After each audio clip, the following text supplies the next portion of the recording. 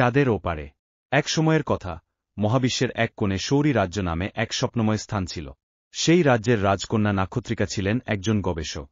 ছোটবেলা থেকেই তিনি আকাশের দিকে তাকিয়ে ভাবতেন, আমি যদি একদিন চাঁদে যেতে পারতাম। একদিন রাজপ্রাসাদের জ্যোতির্বিজ্ঞানী বললেন, আমরা চাঁদ থেকে এক অদ্ভুত সংকেত পেয়েছি। কেউ যেন আমাদের সঙ্গে যোগাযোগ করতে চাইছে।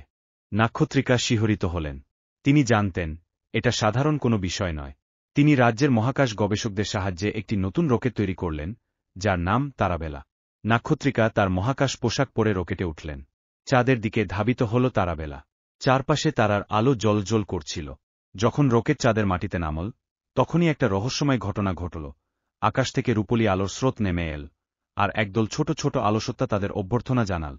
আলোসত্তারা বলল, তোমরা আমাদের ভাই বোন, আমরা একসঙ্গে মহাবিশ্বের সৌন্দর্য রক্ষা করি।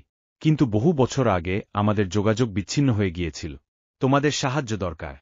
নাক্ষত্রিকা জানতে পারলেন, চাঁদের এক অংশে এক অন্ধকার শক্তি ধীরে ধীরে আলো শুষে নিচ্ছে।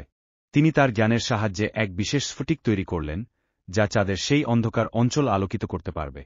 যেই মুহূর্তে নাক্ষত্রিকা সেই স্ফটিক স্থাপন করলেন, চারপাশ আলোকিত হয়ে উঠল, আর চাঁদের রাজ্য আবার জেগে উঠল। আলোসত্তারা আনন্দে উল্লাস করল, আর নাক্ষত্রিকা বুঝলেন, এটা কেবল তার স্বপ্ন নয়, তার দায়িত্ব ছিল। তিনি ফিরে এলেন সৌরি রাজ্যে, আর সবাই তাকে এক নতুন উপাধিতে ভূষিত করল, আলোর রক্ষাকর্ত্রী।